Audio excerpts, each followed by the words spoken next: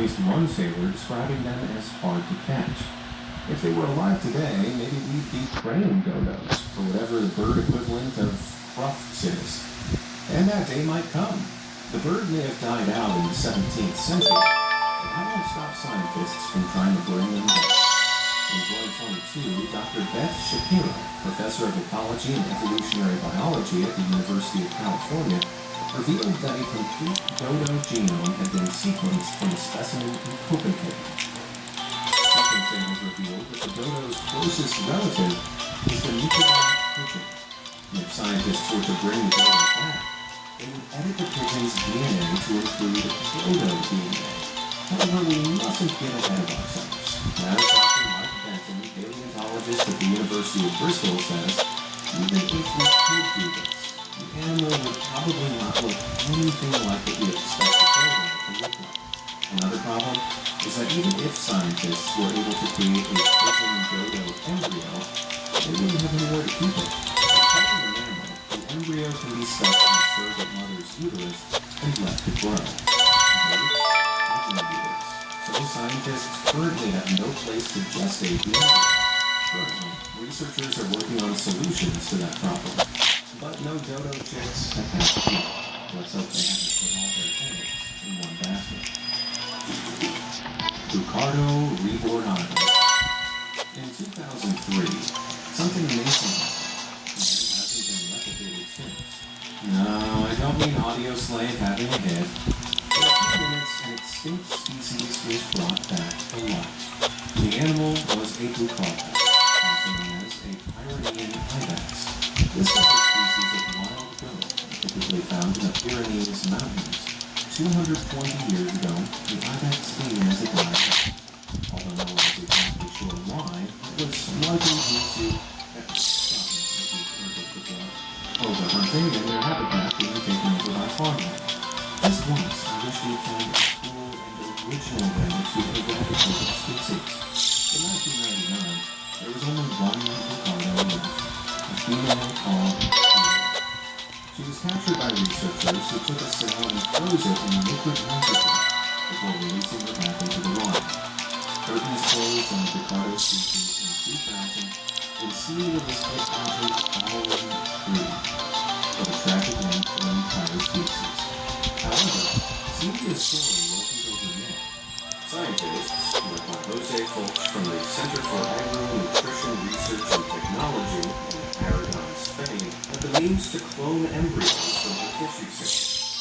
Scientists emptied the original genetic material of domesticated ovum and inserted bucarda DNA in its place. These were implanted into the subspecies of Spanish ibex, or goat ibex hybrid. A goat became pregnant, and the experiment worked. Sadly, the metastasis line had lung abnormalities and died shortly after. Moving DNA from one cell to another can make the problems during fetus growth, and is unfortunately common during cloning. In the scientist's story's unhappy ending, this was no doubt a massive achievement. That was the only example of an extinct animal being brought back to life, albeit briefly. Some argue, such as reproductive biologist Bill Holt from the Zoological Society of London, that cloning is an unsustainable method of conservation. Even if scientists were successful in de-extincting creatures, the cloned animal's gene pool was very small and would be prone to ill health and disease. Additionally, with the natural world shrinking, there's a good chance that the revived species will become extinct all over again. Could scientists spend more time conserving endangered species rather than bringing back extinct ones? Let me know your thoughts in the comments. Blackfeet Goats. Remember singing Top Goes to the Eagle and the Pit? Do you still think it's an innocent song, knowing actual mustelids are going extinct? Monster. The black-footed ferret once scurried through burrows underneath the American plains, and is the only ferret species native to the USA. These days, however, their numbers are restricted to the mountain states. These guys are nocturnal, only looking to hunt caribou, or they usually do. Regrettably, these animals' habitat is being destroyed to make way for farmland. Take your bingo card, and if that weren't enough, their numbers are is sylvatic plague.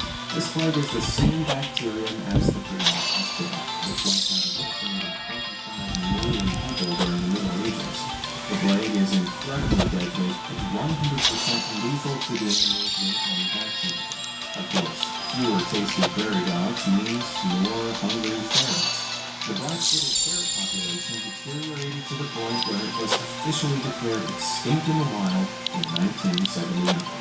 And to save the species from total extinction, 18 animals were captured by conservationists for breeding, including one special female called Willow. But we'll get back to it. From these 18, only 7 gave birth to kids. These 7 were released into the wild and eventually grew to over 100. As a result, the ferrets eventually more of a puddle, with the animals being victims of similar techniques. This is when animals are too closely related to produce healthy offspring. Scientists and the clone. Willow was a girl from Navy, Wyoming. She never bred in captivity and died in 1999. Knowing that her genetics were unique, other scientists took her kidney samples to be cryopreserved and were frozen in zoo. No, that's not somewhere Batman fought Mr. Freeze once. It's a storage facility in San Diego, containing over 10,000 living cell cultures, oocytes, sperm, and embryos for organisms that are flown. In December 2020, biotech company Revive and Restore successfully created Elizabeth Ann, a clone made from Willow's cells. Oh, just like her mama. The company expected Elizabeth Ann to reinvigorate those ferret genes, but LEA needed an ovarian hysterectomy, surgical removal of the uterus and ovaries, and so won't be breeding. On the plus side, however, Revive and Restore aim to breed more ferrets from Willow's cells. Looks like they might weasel their way out of extinction after all. So there you go. If you could choose one of these animals to be... Dahil sa views, basta di pa naman umaayos, confident ka sa burning. Like the best ever subukan mo.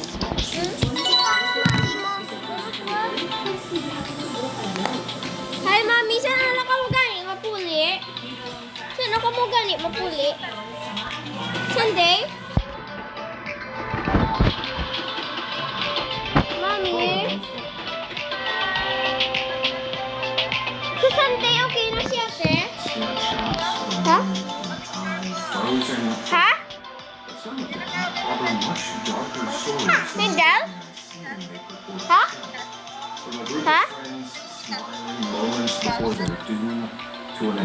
I don't know what you're saying. Lagi ikaw, hindi ko ikaw ma-hear.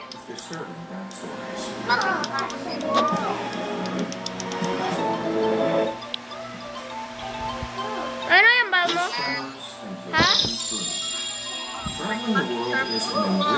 Oh, ma-picture ko sa akong. Okay. Exactly why Dutch students Chris Kremers and Lisanne Froome went to Panama in early 2014. Ikaw ang butterfly? Touring and volunteering teaching local children. So when you see this photo, because it's from their digital Ikaw anong butterfly? I don't know how. in reality, they just need the basics. Ika-instant butterfly ko, ano ko na eh. Family's home in the mountain town of Boquete. They've taken the family dog on a walk through the nearby forest. However, that evening, the dog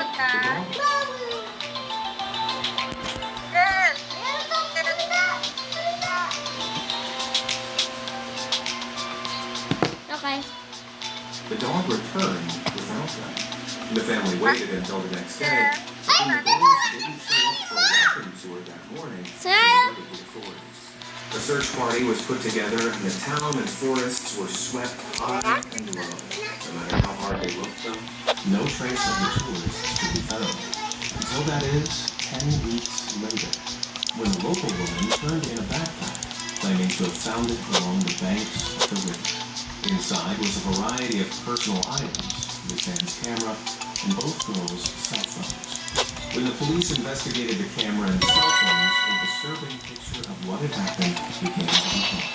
Over the 4 days since their first disappearance, 77 attempts have been made to call the police. But because of the dense jungle, only one went through, which broke up after just 2 seconds. Several unsuccessful attempts were also made to unlock Chris's phone on April 6th. By April 11th, both phones were dead. The first ones were taken on April 1st and were largely innocent. Some lying in their roof and just pointed out anomalies, like this shadow, which doesn't quite recommend As the photos progress, though, the girls' smiles fade and are replaced by more somber, even haunting expressions. Is this just coincidence, or has something dampened their mood? It's hard to say, but the final set of photos is seriously taken between 1 and 4 a.m. on April 8th, a whole 7 days after they first set out. They show what appears to be some kind of makeshift marker made to mark their position. Random images of the forest around them and the back of Chris's head. Expecting the worst, police conducted a search of the area back after they had found him. Sadly, their fears were confirmed. Both girls' bones were discovered, as well as Chris's clothing, which had been neatly folded. Yan, ikaw nakalakat? Damn. But who folded them? Perhaps the locals, but that seems an odd thing to do. What's more, although Lisanne's bones look like they decomposed naturally, this is stopped blood, as if they didn't bleed. Okay. After the gruesome discovery, police questioned locals, tour guides, and other hikers within the area, but ultimately, they learned nothing. To this day, the whole case remains a harrowing mystery. That's not to say there aren't theories. The most widely accepted is the simplest, that Chris and Lisanne simply went off the beaten track and got lost, a mistake that ultimately cost them their lives. But their tour guide, who knows the area well, was adamant it'd be near impossible to get lost on the trail they were walking. Everything was well signposted. In that case, maybe they'd been on the run from something or someone, and felt forced to leave the trail behind. Meaning all those erratic photos in the dark might have been an attempt to scare whatever it was away. A lot of people online seem to think so, but surely their pursuer would have been visible in at least one of the images if so. It seems more likely that they were using the camera flash to light their way, or, as the photos of the sky suggest, to try and send some kind of SOS signal. Taking the failed calls into account, this theory paints a sad story of two desperate women lost in the jungle who eventually succumbed to the wilderness.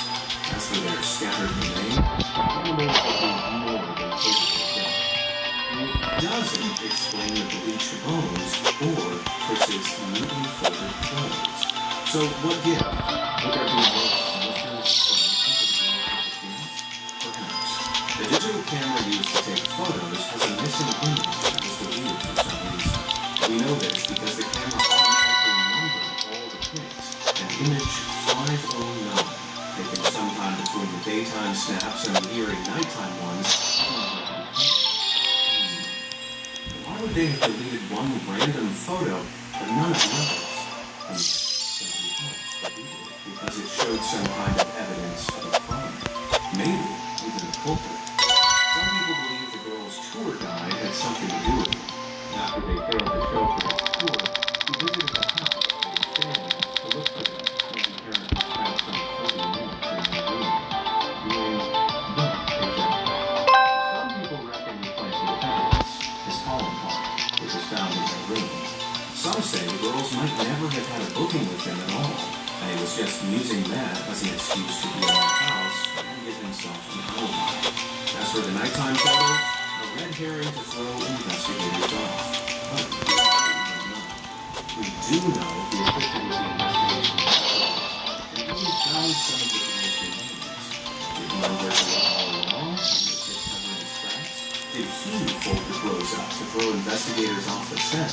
What if the girls had met him on April 1st, but halfway through the hike he became hostile? My head's in a spin. Reviews of the tour guide on TripAdvisor are overwhelmingly positive, aside from one. In it, the reviewer claims he was overly flirtatious with her, and even joked about attacking her with a machete. Right. This was posted years after Chris and Lisanne were missing, and could just be an internet flaw. But it's weird nonetheless. The problem is, this is all speculation. This isn't nothing. And I don't want to lay blame on anybody who could easily be innocent. Yeah, it seems a little closer to knowing what happened to these poor girls than when we started. What do you think? Did Chris Kremers and Lisanne Froome simply get lost in the jungle?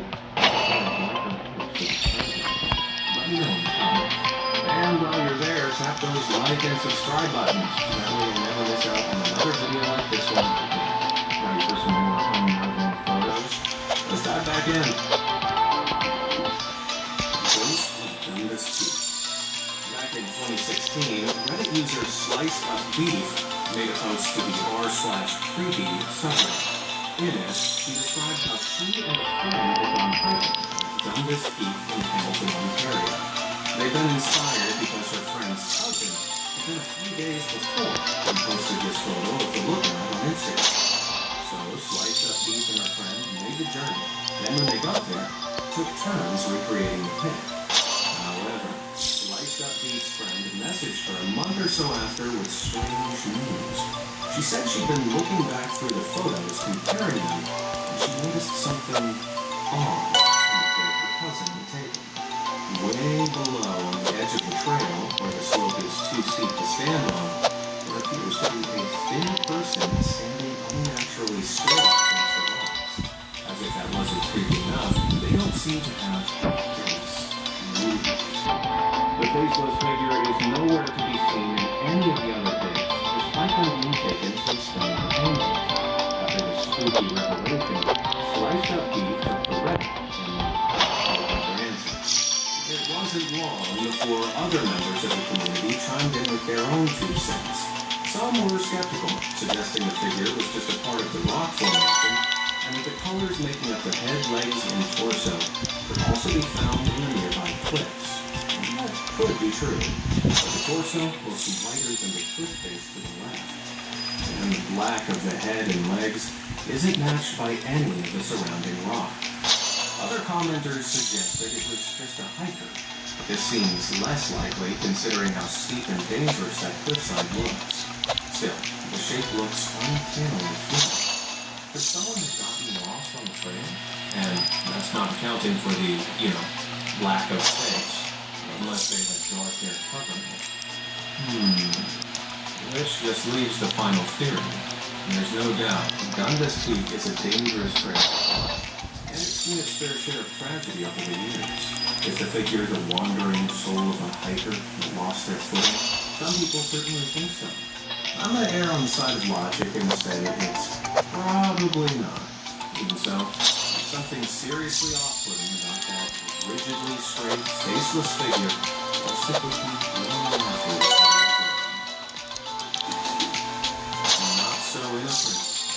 Want to know my first thoughts when I saw this photo? What a happy-looking guy. Is he about to go on a picnic? I couldn't have been more wrong.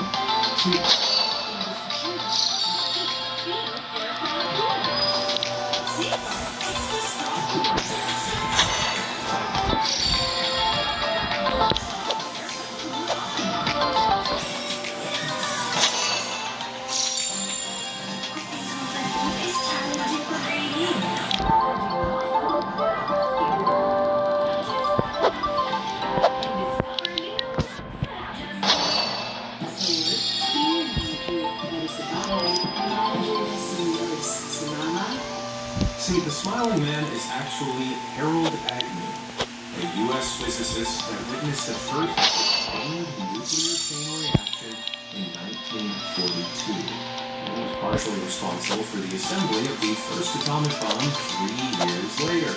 And that in his hand, it's definitely not a bigger box. That's the plutonium core that would go on to replace inside Fat Man, the nuclear bomb which was dropped from a plane over Nagasaki that same year and wiped out over 80,000 people. The photo was taken on Tinian Island in the Pacific in 1945, where Project Alberta, the group responsible for assembling and delivering the bomb, met. And the really chilling thing about it is just how casual everybody looks. If you didn't know, you'd think these guys were enjoying some military LARPing, not playing a pivotal part in one of the most devastating events in the history of the world. Harold went on to fly in the Great Artiste as a scientific observer, tailing the Enola Gay, which was the aircraft that dropped the bomb on Nagasaki. While on the plane, he managed to get some truly haunting footage that gives a small idea of the carnage that was taking place down below. Yeah, this doesn't seem so innocent anymore. The Crouching Man. On the morning of February 26, 2015, 17-year-old Dalen Kua told his family he was going on a hike on a popular trail in Oahu, Hawaii. He was never seen again. Dalen had been visiting his grandma at the time, who was all too aware of the dangers of the trail. But despite her warnings, the teenager decided to go anyway. The 4,000-foot-long hiking trail is called the Haiku Stairs and consists of a steep steel structure of nearly 4,000 steps along the Ko'olau mountain range. At only 18 inches wide at some points, one moment of carelessness could result in a 2,000-foot drop to the bottom of the stream. Yet Dalen was determined to conquer the challenge. Despite it technically being closed off to the public way back in 1987. So, they set off. And at first, everything seemed to be going well. The teenager took several photos as he navigated the mountains and sent them to his family.